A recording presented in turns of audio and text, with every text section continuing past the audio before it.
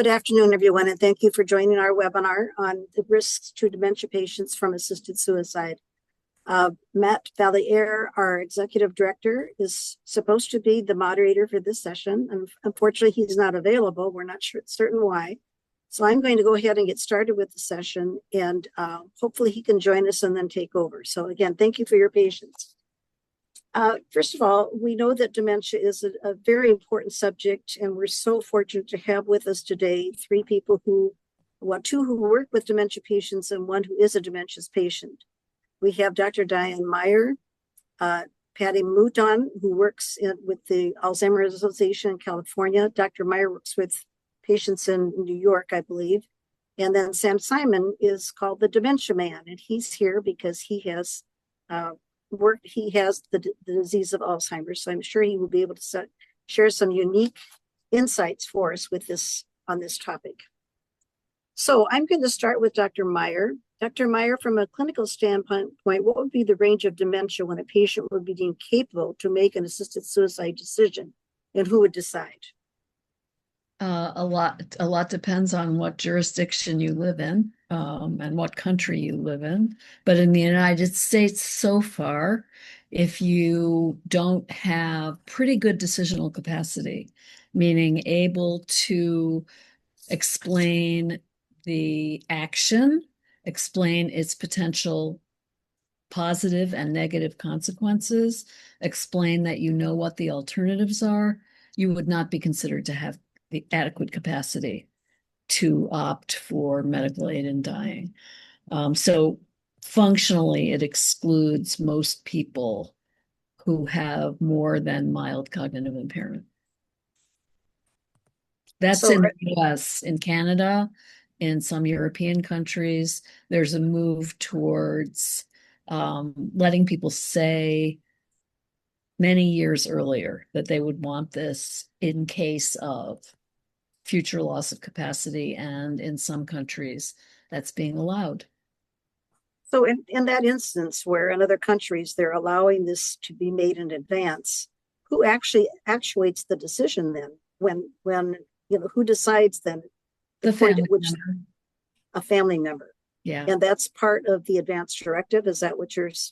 Well, presumably putting the best possible interpretation on it, the family member is trying to honor their loved one's prior wishes. Okay. And are there any metrics available now to determine capacity or capability for dementia patients regarding treatment? It is a very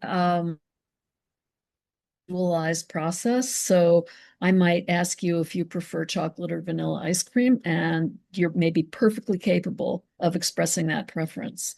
It's a different matter if I'm going to ask you about refinancing your mortgage. You need to have a much higher level of understanding of the risks and consequences of doing that and the alternatives to doing that. And I need to hear you say them before I would consider that you have capacity to refinance your mortgage or opt for a major surgical operation, for example. Is there like any type of a protocol that you follow in making those types of? Yeah, the first thing is, as I said, capacity is decision specific. So a complex decision requires a higher level of capacity than a simple decision like flavor of ice cream. The criteria are that the person is able to express the alternatives. So one alternative is not to have MAID and to continue on in their current state of being.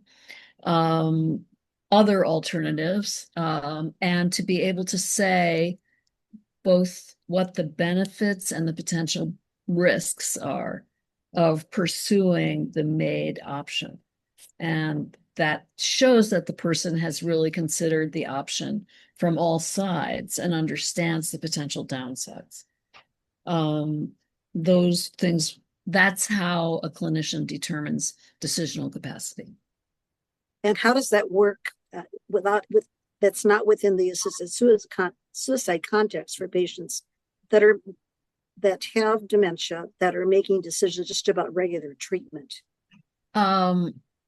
again, it depends on if it's a simple matter like adjusting your blood pressure medicine to get your blood pressure under better control.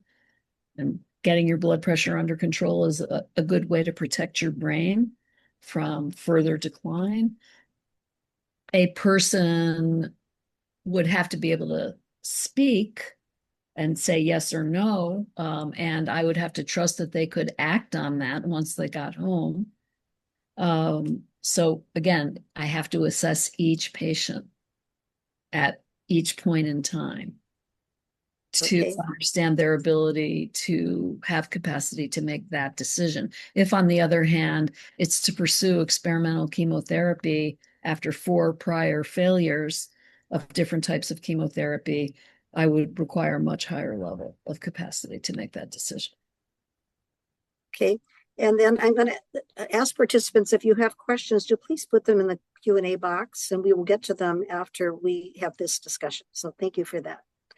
Sam, so happy to meet you. Can you kind of explain your situation, where you are, and then I'll ask you a question following that. Sure. My name is Sam Simon, also known as Dementia Man. I'm in my 81st year of life. I live in McLean, Virginia.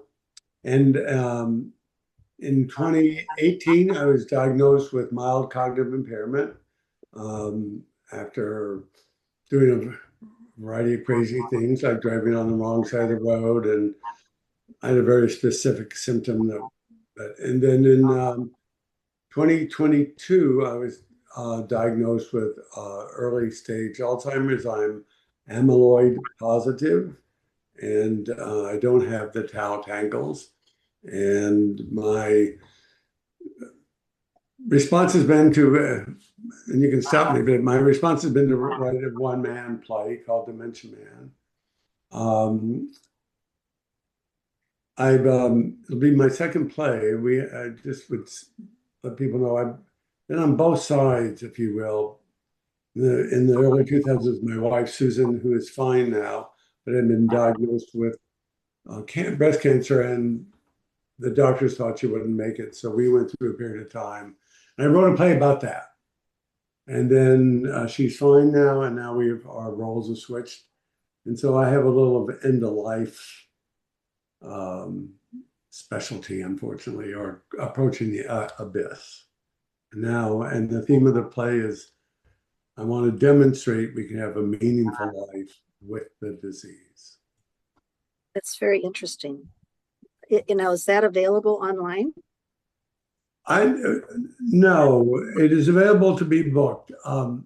So Dementia Man was stimulated in part by hearing somebody, I'm not going to mention the author of the book, who talked about the process of going to Switzerland with her husband and did it.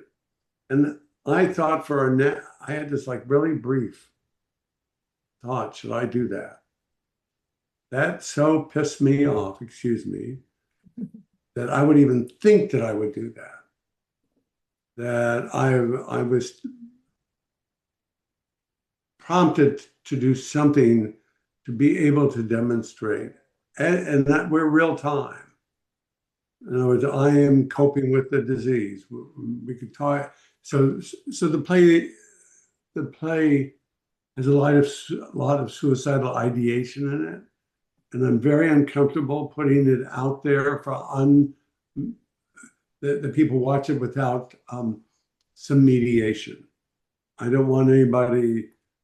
I'm just but it is. I'm available to book. We're going to make it available online if it's done in the context of a mediated environment, and it is available. I mean, I have performed it over 100 times, but I want it done carefully because I worry about suicide and people watching it and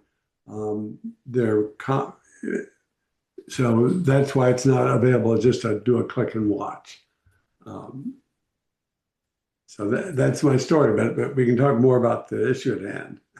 Sure. I just want to diverge from that for a minute because we received a call at our office just within this past week from a young woman whose mother went to Switzerland for assisted suicide. didn't tell anyone, and she had severe mental issues. She had suicidal tendencies, and the daughter, who's the sole survivor, then suddenly received a message that her mother had died, and here are her ashes. And she did not want to, just as you're saying, she did not want to put forward her story. I can do it within this audience, but she didn't want to put it forth publicly because she was afraid it would persuade other people to make that same type of a decision. So I understand exactly where you're coming from. So now I'm going to ask you, what do you see with assisted suicide in its discussion? How are the dangers, what dangers are posed to dementia patients like yourself by allowing them to have access to assisted suicide drugs? What do you see as a danger to yourself and others in your situation? What I'd like to do is approach them first and say there is a side of the, well, I'm trying to, you ask it a little bit different. Okay, I will say, first of all, I believe once diagnosed, I don't know if it's possible to give informed consent, even if you're at early stage. I'm not convinced that the person can have, and while as they say, one person with dementia, if you know one person with dementia, you know one person with dementia, even in that environment. Having the diagnosis itself, I think, eliminates a rational thinking. There's so many stories about that. I'm not going to say the whole story, but you all probably read several, about a year ago. It was a big piece in the New York Times of two brothers, both doctors. Their father, who had been a doctor, said, "Don't treat me if I have dementia." He got dementia, got pneumonia, but he was in a memory care, and he was happy. And he was happy. We don't know what that will be. And yes, in my play, one day, this person will no longer be Sam. I'll be someone else, not something else. And as I change and as we change, but making decisions based on fear, often irrational fear of what might happen to us, is not informed consent. And then I would just add, finally, I believe, and I hope others do, that no matter, there's a gift in my disease. I have an opportunity to go through this process, and there are at least two gifts. One is there may be something in me that is unique that will help bring a cure forward, even if it's just a nanosecond earlier. Maybe there will be, but until we go through that process, then I have come to believe that my gift to the person who I may love the most, whether you're married or it's someone else in your life, the ability to live and be with you and be with each other to a natural end, is an ultimate gift. And I've gone through, there's been a point in my journey with my wife, Susan, where she insisted we talk to a counselor. And I had not realized that because of my short temper now, she became afraid that I could hurt her. Not intentionally, but sure. So I know, I worry about that. But even with that, our ability to be with each other and work and take things slowly and do what needs to be, we can still figure it out. And and we know this from both sides. I would say this. I don't know. I'm familiar. I hear the word. I can hear people's arguments in my ears. I have a right to decide, human agency, but I don't think that agency's there. And I don't think people can imagine the powerful moments of intimacy and love that can come through this, which is a form of a gift. And that happens in any number of ways. It can be, by the way, I hate the word dementia because I think it gives more credibility. Well, if you have dementia, and I know I wrote my play called it Dementia Man, but um, um, it gives credence to the idea that that you're a monster and you couldn't possibly have a good death or a meaningful experience going through that. And I want to be a voice and proof case that yes, you can. But there's a lot in there. There are lots of challenging issues around this. We're living them. We're lucky to have good insurance. And but we've heard from a lot of people. So money becomes a two-edged sword.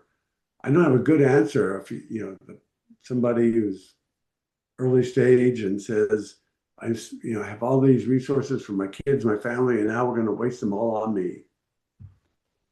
And the power of that same thing to take away reasoned decision making.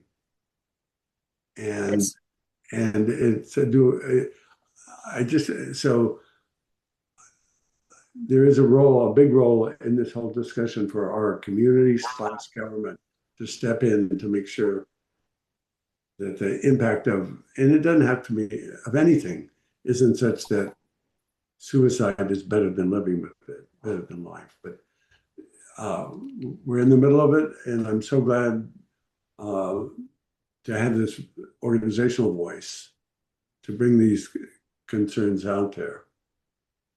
Well, thank you so much for those insights, Sam. And I see that Matt Valeri has joined us. Matt, thank you so much. I've already discussed with Dr. Meyer the situation of the capability of patients. And of course, I've talked to Sam. If you want to move on with Patty now, I'll let you take over. Mm-hmm. Thank you very much, Barbara. Everyone, please forgive my I'm grateful for everybody on this call, both the panelists and for Barbara saving my skin, as well as for all of the attendees. So I'm Matt Valier. I'm the executive director for the Institute for Patients' Rights and the Patients' Rights Action Fund. For our friends with disabilities, I'm a early 40s man of color with dark wavy hair and a dark beard. I have on a purple, white, and purple checked shirt and a purple quarter zip vest. I'm sitting in front of a knotty pine background. So as we continue this discussion, I'd like to turn to Patty. Patty, do you see currently in the area of dementia patients making their healthcare decisions, do you see coercion already without assisted suicide being a part of that conversation? And how do you think this would be exacerbated by putting assisted suicide on the table? And I guess part of that question belies this question of who stands to gain financial advantage through the use of assisted suicide in the context of dementia. Sure. Thank you for the question and the thought. And as we start, I want to thank Sam for his very generous sharing of his situation and his thoughts. And I really appreciate hearing directly from someone who's experiencing the disease. Well, the answer to your question, Matt, is I see coercion often among families. Sometimes families with the best of intentions are saying things to mom and dad like, oh, you wouldn't want to live there, would you? Or, oh gosh, you want to be sure that Sally gets to go to college, don't you? And some really directly coercive kinds of behaviors in families who really do mean well. They're not looking to prematurely dispatch their loved one off the planet simply because they're inconvenient or expensive. They're just trying to look at a broader picture. They're trying to save for their own retirement. They're trying to raise kids and take care of an older loved one or parent. So sometimes this creeps into the conversation when people least expect it, and they don't realize how their thinking is progressing. But what it does is immediately devalue the life and the quality of life of the person with dementia at whatever stage they're in.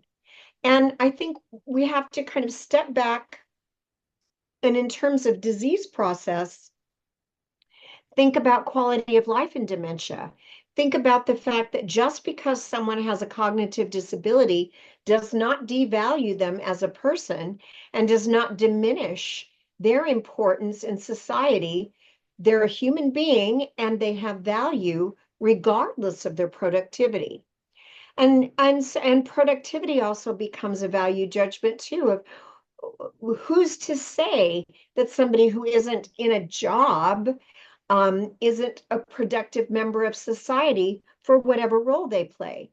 So I think we have to elevate the worth of the person regardless of their diagnosis or disability and treasure that and hold that in context with the burdens and expenses of caring for somebody with dementia. It is devastating. It is difficult. It is hard on families in every domain of life, emotionally, spiritually, financially, energy. It's draining under the best of circumstances. So what we have to look at is there's suffering involved in a dementia diagnosis and in living with dementia. How do we address that suffering of everyone in the continuum of the family?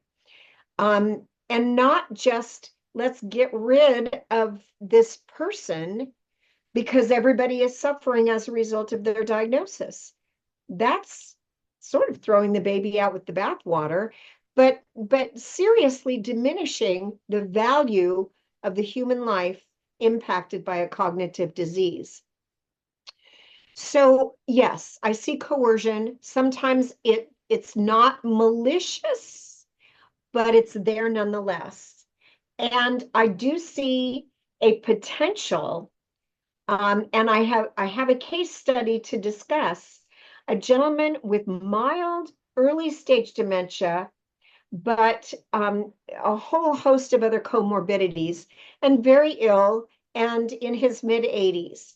Can't really care for himself, needed assistance, was in assisted living, and had someone, a friend, that he had designated to take care of his finances. This gentleman had a fall, a hospitalization, and an exacerbation of all of his comorbidities, but he could get well.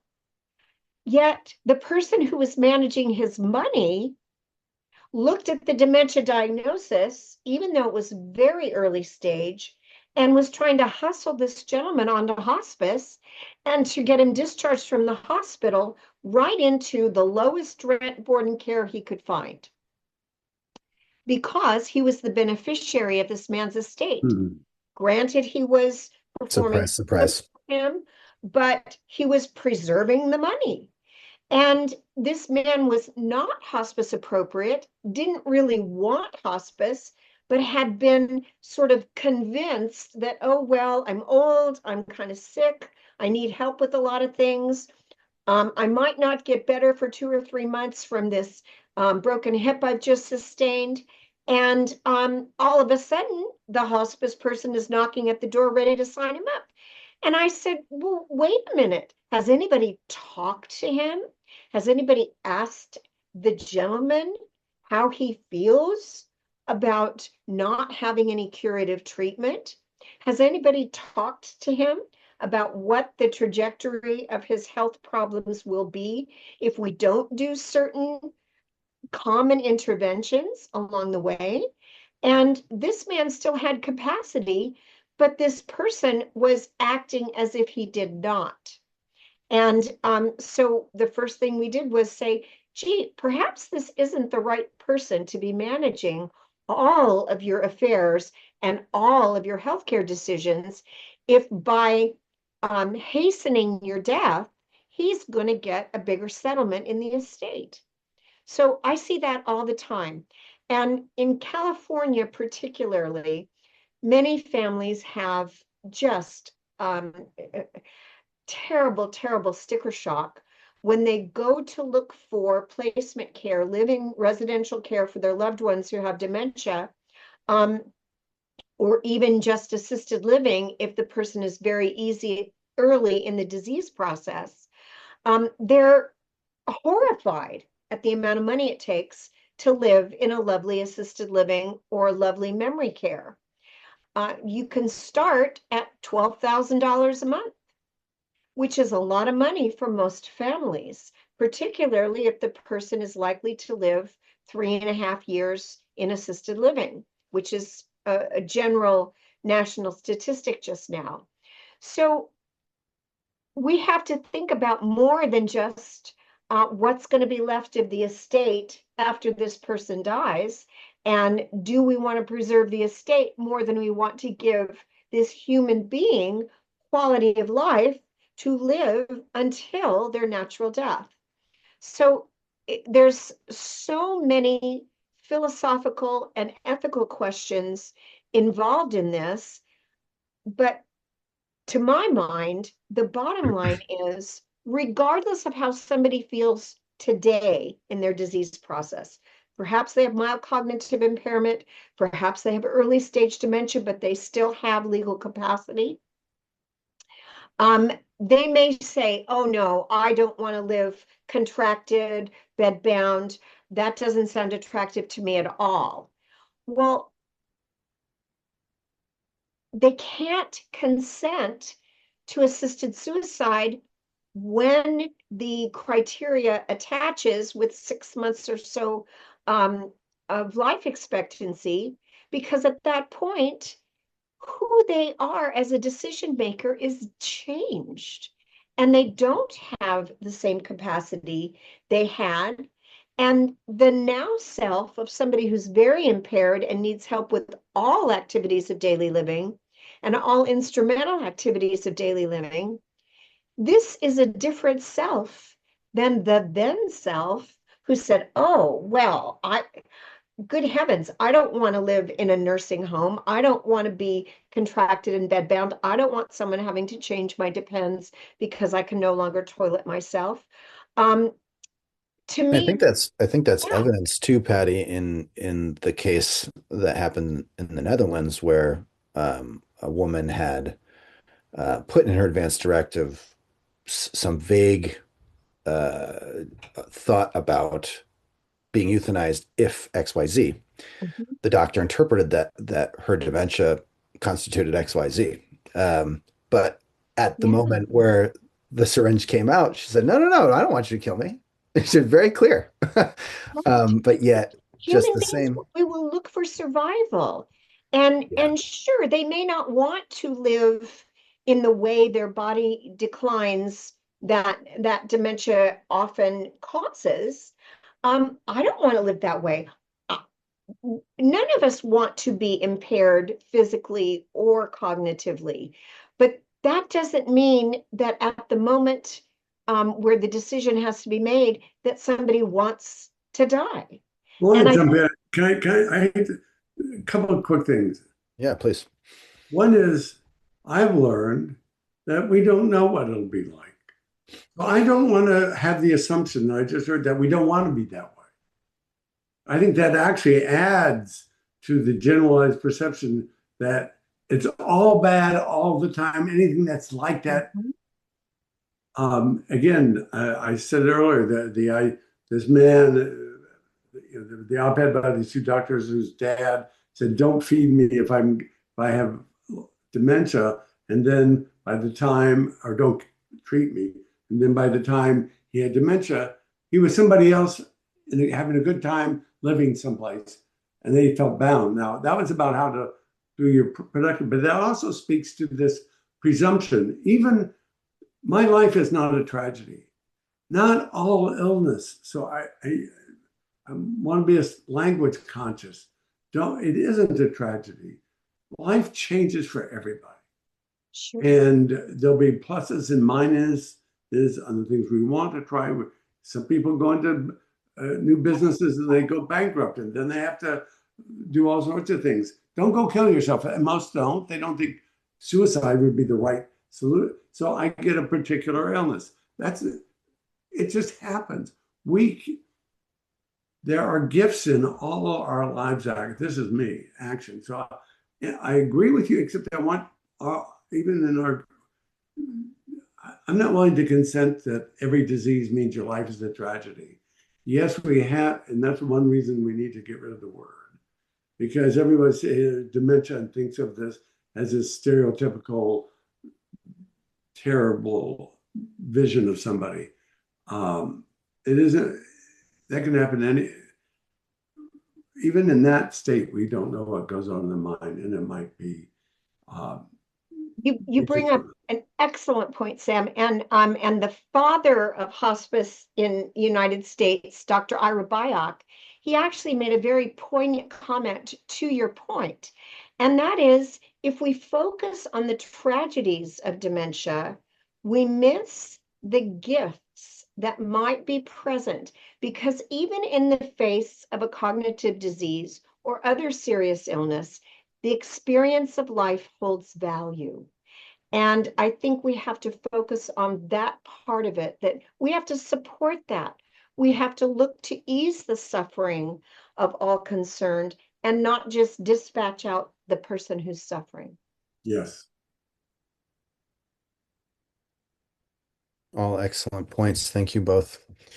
To turn to a case study, the proponents of assisted suicide have fabricated what they're calling a bridge to get around what in American assisted suicide laws we have a requirement that somebody has 6 months or less to live. Now, not always, and I think often rarely when somebody receives a dementia diagnosis, do they have 6 months or less to live.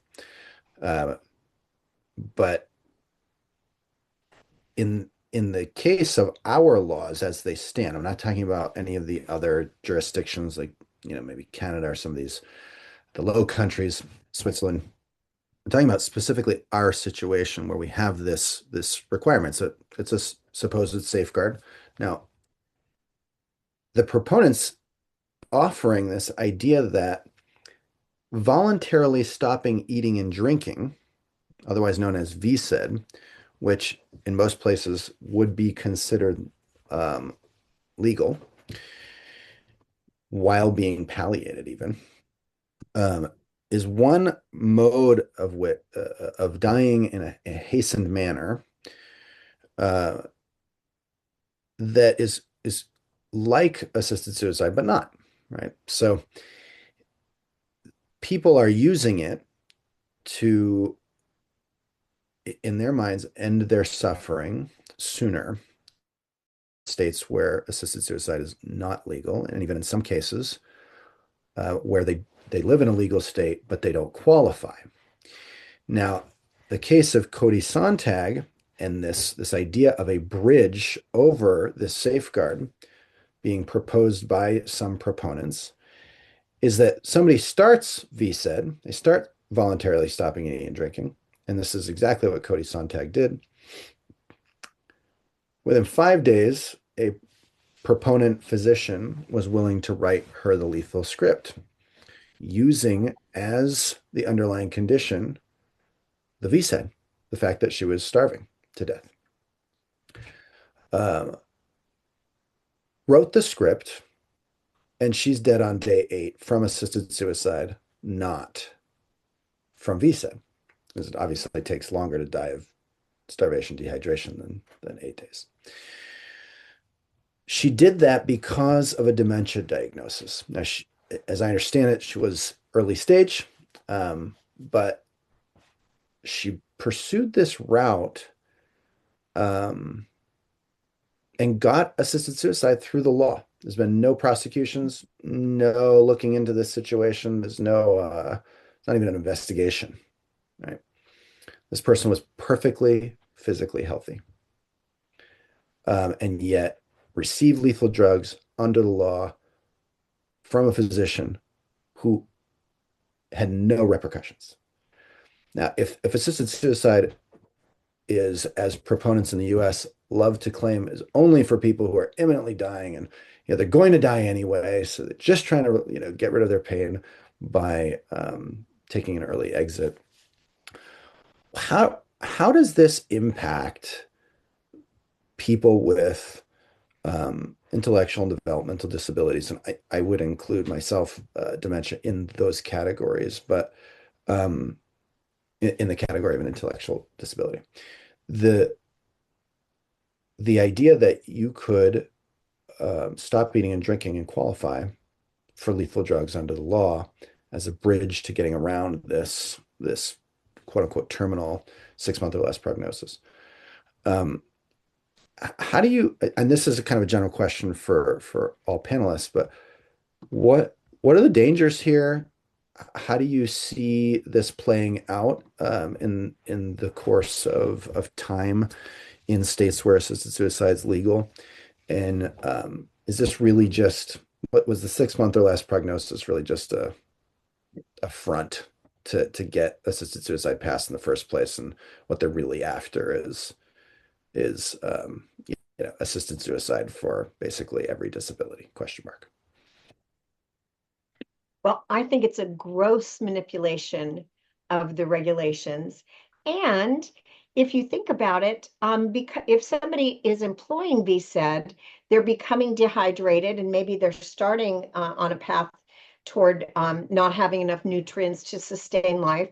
But if you were to interrupt that process, it's no longer terminal because you could cure this VSED activity. You could give them water, you could give them some nutrition, and they wouldn't be dying. So it belies the definition of terminal illness to use VSED as the basis for which to prescribe the MAID, the medically assisted dying medications. So it was clearly a gerrymandering of the regulations. And while it's clever, it's wrong. And it probably wouldn't hold up upon intense legal scrutiny. But it's not going to get intense legal scrutiny. I think that's Yeah. the issue, is that people take, I think, false comfort in the notion that these regulations are actually safeguarding people and fail to recognize, A, that the oversight that would be required by the government to prevent these deviations is hugely expensive and is not going to happen. And that once a practice reaches a kind of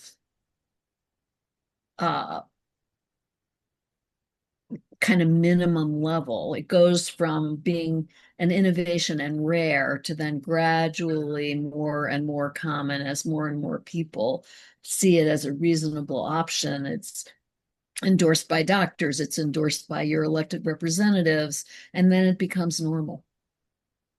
And when it becomes normal, and even before that, as we have seen, people are very creative to get what they want. And the fact is, as Matt just said, there has been no consequences. Well, don't they also create a whole, Yeah. sorry to interrupt, but to create whole industries that then do that. Yep. And people begin to make their livings off of doing that. And man, If you want an example of the medical profession exploiting things that are, quote, legal to make a buck, look up ketamine clinics online. And ketamine is being used by everybody and their brother for all kinds of indications that are not evidence-based, and it carries real risk. Many of my colleagues who went to medical school and finished residency and should be ashamed of themselves are opening for-profit storefronts to sell ketamine infusions for a lot of money to people. And the same thing is going to happen with right. yourself a peaceful death. And it's bad enough as it is, by the way. I just think we should call it out, at least briefly, that the amount of misinformation and fraud and it's not about this issue, it's just about the disease itself. I mean, people got their cures, buy this, buy that, and then you get into assisted suicide, and it's going to, it is so fraught. It is very fraught. Yeah, as I think for, when you have these kind of hedge industries, as you're describing, Sam, um, like the vast majority of physicians in legal states won't participate in assisted suicide. And so because of that, it creates these opportunities for doctors who, might not be good at other things, maybe not even good at their own specialty. Uh, it, there are, at least in California, I know of a handful of these little clinics that all they do is help people kill themselves with assisted suicide. If that physician is quote unquote acting in good faith, which is it's the only thing a physician can do in this country and not get sued for it, is to help somebody to kill themselves. Dr. Meyer couldn't prescribe sleeping pills and not potentially get sued for it, but she could in a legal state in New York in short order, she would be able to prescribe somebody a huge lethal cocktail of lethal drugs and not get sued for it, because even if she's breaking the law, if she was quote unquote acting in good faith, no one's ever going to prosecute her. And even if they did, they wouldn't be able to convict her. And this is just a variation on the theme, but not quite on the point. But I was very lucky to have a major Washington Post article written about me and my wife's thing. Then they put it on Instagram, and 50,000 people have seen it. I can't tell you how many cures I've gotten. It's interesting because the result can be no different. That if you don't get into, and maybe I'm taking this off topic a little bit, but it is, there's so many people, there are people offering cures that are no cures, and then they will end up exacerbating my disease. But it's just proof that the money motive can, even under guise of trying to help people, can accelerate. And it is I'm not convinced that somebody, even me, because the first advice we got from our estate attorney and our attorney was to take me off of all important decision-making documents, financial and otherwise. Houses isn't in my name anymore, on the assumption that despite how good I can be at any one moment, there could be another moment or even instant where I do something really stupid and not intentional. So I don't even think we can have informed consent once one gets a diagnosis, but that's. Yeah, however, I mean, and so you read the LA Times, and there's several articles where one of the journalists who works for the Times is promoting assisted suicide for early onset dementia and for via advance directive, which they've already done in Quebec. So Quebec province, you can opt for euthanasia through advance directive, not unlike the situation I was describing earlier in the Netherlands. And that woman, the doctor tried to drug her coffee so that she would be sedated. She still said no. So she told the family to hold her down, and she murdered her. That doctor was prosecuted and acquitted. That's how this goes down. I mean, we people with cognitive disabilities are vulnerable. I mean, Sam, to your point that that 1 minute you might be like right on the ball, and like the next minute you might not be. And there are too many people just too willing to take advantage of that. Um, Now, I understand that there are a lot of people who are pushing for assisted suicide explicitly because they are terrified of dementia. They've seen a loved one experience it. And we, especially in our, American, very, Marlboro man, libertarian, like, if we can't do it ourselves, then we don't want to do it, sort of a thing. That's it seems to me a false idea of humanity. Like this idea that we are all independent islands is just so false. And I think that's kind of what's at the crux of the question around assisted suicide for dementia is um, the interdependence of people as part of the human condition, whether you're perfectly, um, you know, in your capacity or not. I wanted to ask I want to leave some time for the questions that are in the Q&A. And so folks who are participants, who are attendees, if you would like to ask a question, just hover over the bottom toolbar. There's that Q&A function. Just type your question there. If you're from the media, please do announce that you are and from which outlet, just for the sake of the record and for follow-up. But please go ahead and ask any questions you'd like to through the Q&A function. I'll ask another question and give people a minute to do that, and then we'll go to those. So for dementia patients with advanced directives, how are their wishes actuated, and what would occur if, like as in the case in these places I just described in Quebec, the Netherlands, that assisted suicide was available by advanced directives here in the States? I mean, as it is supported by some proponents, how does that work with the way that medicine works in America?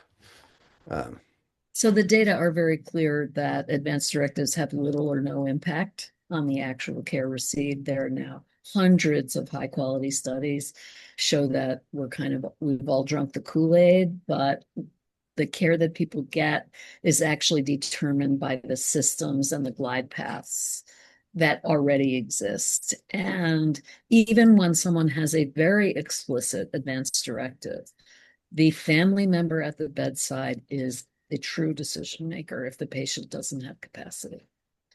And because they're alive, they're there, they're the ones who can sue. I hate to use the word, they trump a document written 10 years ago. Both because they're presumed to love the person and seek their best interest, and because they also are suffering often. And our job is to try to maximize the likelihood that the family will heal when this is over. And that doesn't involve saying, no, we can't listen to you. There's an advance directive from 10 years ago. We're going to follow that. And the hell with what you say. So we don't do that, which is why advance directives have little or no impact on subsequent care received, even though everyone wishes that they did. They don't. Mm-hmm. Mm-hmm. So it's just, some things are just not given to us to control. And the future is one of those things. I'm going to quote that, Diane.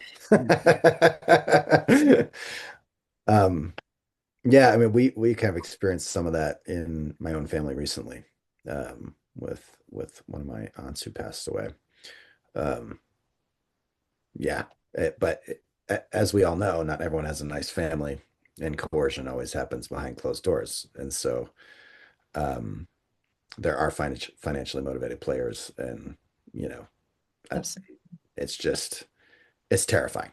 It's just terrifying. There are family members who are terrified that they're going to end up like that. It's their own fear projected patient that leads to action, even when the patient has a perfectly acceptable quality of life. Yeah. So I said earlier before we got on that op-ed of the two doctors, his dad said, "Don't treat me if I get dementia," and then he ended up getting it, but he was happy in the assisted living and memory care, but they ended up what to do because of the directive.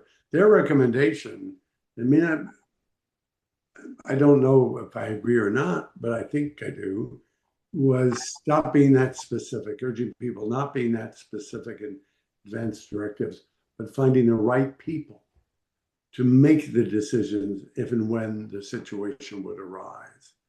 And it has to be the right people, because you could have, the circumstances are such that you can get people who are interested in money. But in this case, if the sons could have made the decision on their own, they would have treated him, because he was now happy and comfortable in assisted living. So much of this can be changed if we really work at changing understandings of what the disease And there's even in our conversations, there's a bit of assumption it's all a tragedy and it's always going to be horrible at the end.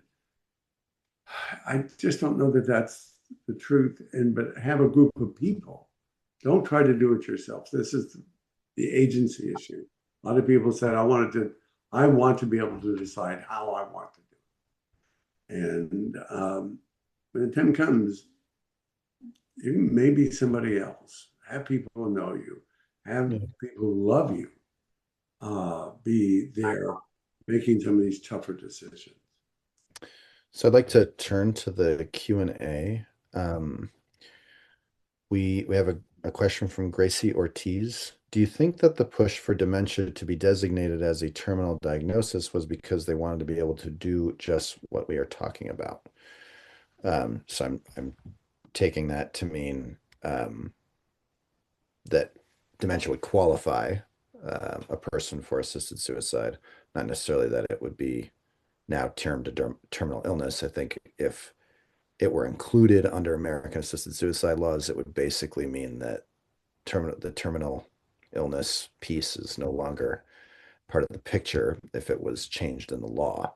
Now, if somebody is choosing this for another person and they happen to have concomitant life-threatening disabilities, then maybe there could be a way in which the person would qualify as the law is written. But I think she's asking more about the motivations for that among proponents of assisted suicide for dementia. The only thing I want to note and just wonder is it's my understanding, by the way, that first of all, that the term dementia is not a diagnosis. Exactly. And that the medical documentation, medical system in 2013 changed their own language so that there is neurocognitive disorder, major or minor. It's not dementia. And dementia is a popularized term, and there is a movement afoot to get Congress, Congress passed a law changing the use of the word retarded in federal medical infrastructure, and they want to get rid of the word dementia in the same way. So that word, and one way to help in this, I don't know that it's not to blame anybody, is I think it helps justify it as a reason to go to assisted suicide. I mean, get this out of our language because it's an adjective. It's not a diagnosis. Well, I would like to just note the time. We have a couple minutes left, and I thought to end with a comment from Dr. Carly Robertson, who's one of our friends and allies in this fight. She said, just a comment. I'm a physician who mostly takes care of dying people. I agree with Sam that dementia is a loaded word. I think it is like cancer was in the 1960s and 70s. Fear, in all caps. Fear is often the motivation for action, not informed consent at all. And after, well over a decade of working on this issue, I can say that you hear it in the testimony when you go to the state houses. So all the like very polished PR that the other side likes to put out, that's all very message tested. Whereas if you get the real raw proponent, like normal people who are going to the state house and saying, this is what I want what I want when I want it, they often are operating off of fear. They're often afraid. The whole push is motivated by fear and loathing of disability, and dementia is at the top of that list. I think we have to be very thoughtful and careful about fighting back against this, because I don't think that it's, a question of like clinical this or is it in the law that. Like the whole issue in general, the fear that people are facing is going to make them want things that may hurt other people. And in some sense, there are some people who don't care. that they would hurt other people if they get what they want out of the fear that they're experiencing. So let's keep up the fight. Let's keep doing what we're doing. I think that there's opportunities and hope on the horizon. As many of you know, we continue the battle, both defending in the states and hopefully overturning laws through litigation strategy. And so stay tuned to all those things. Diane, Sam, Patty, thank you so much for your time. All of the attendees, thank you all for your time. And Amy, our wonderful ASL interpreter, thank you for your time and your service to this community. We're grateful. And with that, have a wonderful afternoon. Take care, everybody.